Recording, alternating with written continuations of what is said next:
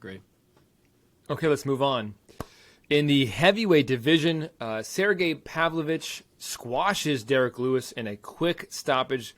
Buckle in, folks. We are about to talk about refereeing. The official time came at 55 seconds into round number 1. The referee was a ref that I have always liked, in Dan Murgliata.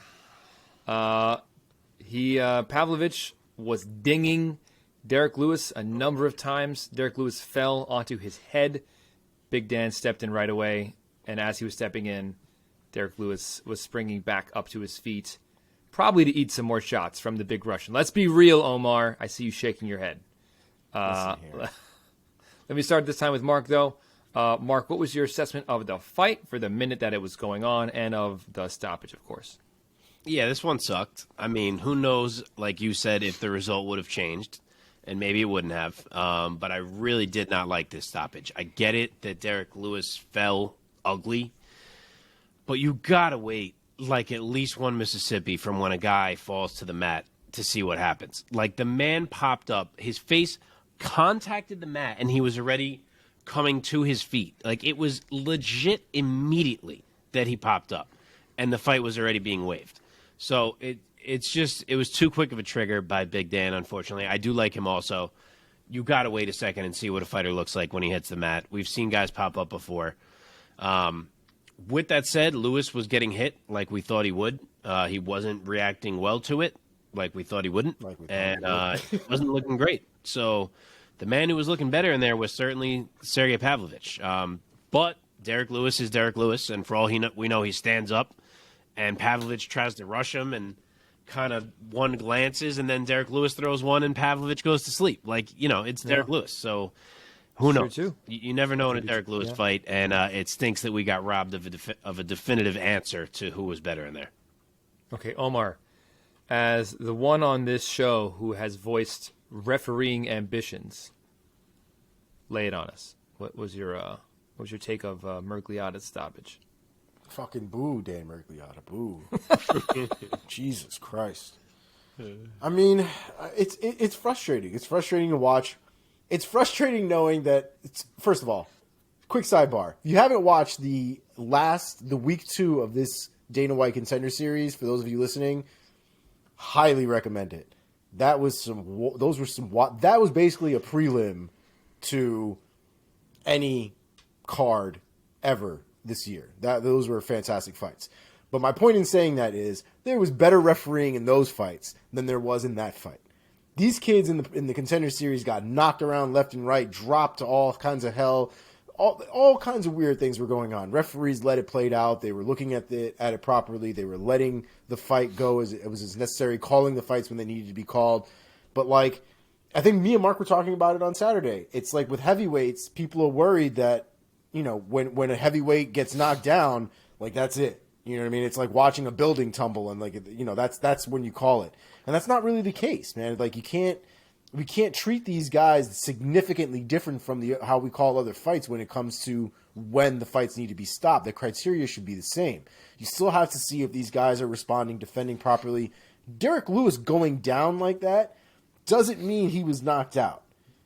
And I think that was fairly obvious after it all, kind of played out the way that it did. You know what I mean? Most of the time when something like that happens and people go down in that position, usually a guy gets like 2, 3, 4 more shots in there before the referee's like, okay, you're done, right? We've seen even Herb Dean, even as much shit as I talk about in the past, yell at a guy, you got to protect yourself. You got to protect yourself. I'm going to call the fight. Giving these guys verbal warnings so they have every opportunity to do what they need to do if they can. These fights, especially this Derrick Lewis Pavlovich, this is a huge fight. You just took something away from Derrick Lewis's career at this point in time, potentially in money. You know what I mean? Who knows if he has that win bonus fucking structure that some of them have? All because, you fucked up? Sorry, I did it. My bad. It just seems so crazy to me, man. I don't like it. I hate bad stoppages like this, especially when they have such high stakes like this. Super disappointing, especially from somebody who's been around the game for a long time. But though, that the referees are not supposed to have the stakes of the fight in mind at all. Their number one priority is the health of the fighter. Yeah, but to what extent though? I mean, what are you there for? Because at the end of the day, I understand. I'm not gonna Yamasaki some guy because it's a title fight, right? Like the guy's not gonna. There is a limit, but at the same time, you can't. If it's a title fight over some amateur fight, yeah, I'm gonna treat it differently. One, I think, deserves to be treated differently than the other. One is potentially going to, make this guy a living, this career, a true career, whereas another one, may be one just for shits and giggles, maybe one for an up-and-comer who needs to learn certain things. I mean, Mike, you've seen a lot of these amateur fights. Some of these guys get wrecked in some of those fights, and then there are times when they get hit solid once, and the referee's like, okay, we're good here. If we're talking about pro fights... Right, but we're talking about when we get to pro fights, things change. And I think the stakes of the fights, to a certain extent, should play a factor. You know what I mean? If this is, somebody's debuting fight over a title fight, you can't tell me that a referee is going to treat them 100% the same. Criteria should be the same. Yeah. Where they, call the fight and all these kind of things are the same. But at the same time, you might give the guy an extra shot or two, right? An extra couple shots, an extra 3 or 4 shots over the debuting guy, right? The debuting guy is probably going to get another shot. Another title shot could very well be far and few between. So I do think there's a little bit of things to take into consideration here and there. But I do agree with the point that you shouldn't just be letting shit go because it's a title fight or because the stakes are that high. It shouldn't be to that extent, but it does need to be taken into some consideration. Yeah, I do agree that overall, I think it felt like a late stoppage. I would have wanted early Miragliotta to wait. Early stoppage. Yeah, I guess it sounds fucked up to say, but for Miragliotta to wait and let Derrick Lewis take 1 or 2 more punches, even if he was unconscious, just to know that he was unconscious. I don't even mean that he had to take more. I mean that you got to look at the guy for a second after he hits the ground. And yeah, maybe when you're looking at him, he's going to eat one more. But he didn't even assess him on the ground. He just saw him crumple, and he was like, oh, that's it. Like, if a flyweight falls like that, no one is stopping the fight without seeing what happens on the ground. If you watch it, too, Lewis was on his forearms and on his knees. The fight before, Lewis was on his face. Like, Lewis was out. No one was arguing that one. Lewis was on his forearms and his knees, which means his body was still working. He wasn't out. It was too quick. That's the reality. It was too quick. Dan Miragliotta just got too excited in the moment.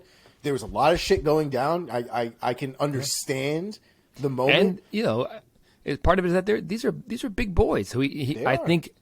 But that's what I mean. Think it has to be said that Miragliotta has to be think that he's saving Derrick Lewis from another blow that could be unnecessary of a 260-pound man raining an elbow down on Derrick Lewis's unconscious face potentially, and he jumped in. I think you got to make yourself not treat it different just because they're big boys. Oh, okay. Because they can take more because they're big boys. I guess so, yeah. I mean, I don't know. Again, I don't think we should have left them. And I don't think Mark's saying this either. But I don't think we should have left them down there for 7, 8, 9, 10 unanswered punches. No, of course Nothing not. Crazy, right? If like you said, laid on his face, it's over. If he eats one more big one, it's over. But he didn't do either of those things. If he's getting up, his limbs didn't even look like they really went limp. It just looked like Derrick Lewis just went down, almost like a Charles Oliveira, but on his knees, if you will. Tough job, man. Tough job. Ref's got a tough job, man. Okay, let's move on. We want to talk about matching these guys up, right? Let's talk about the winner, Sergei Pavlovich. Mark, give me a name. Where would you want Pavlovich to go next at heavyweight? Climbing up the ranks. He's got a big name on his record in Derrick Lewis. This is another one where I'm going to actually just do both guys together because I'm going to lead with that I do not hate the idea of running this back. I really don't. Pavlovich's manager apparently said they were open to it. It might be Ali. Is that his manager? I forget who said it. Is it? I have no idea. I don't know if it is. It was someone that I knew, though. And I was like, huh. But so they said they were open to running it back if the UFC wanted it. I do not hate it just because heavyweight is so crowded right now at the top. Yeah. Like you have Stipe not fighting, Bones, who knows, and Ngannou's hurt. Gon's fighting Tuivasa. Whoever wins is probably going to fight Blades. Like, there's not really room for Pavlovich to go somewhere necessarily. So I don't hate it. If they don't do it, I think you probably put Pavlovich in with Volkov. and you put Lewis in with Rosenstrike. Those were actually the two suggestions I made for each of them before they got matched with each other, Lewis and Pavlovich, and I think they still work right now if you're not going to put them in there again. I didn't even remember that. It's literally everyone in the top 10. There's no other options for the most part. Aspinall is broken, and I think Augusto Sakai is already matched up for this weekend with Sergei Spivak. So there's literally no one else. The heavyweight division is a traffic jam right now. All right,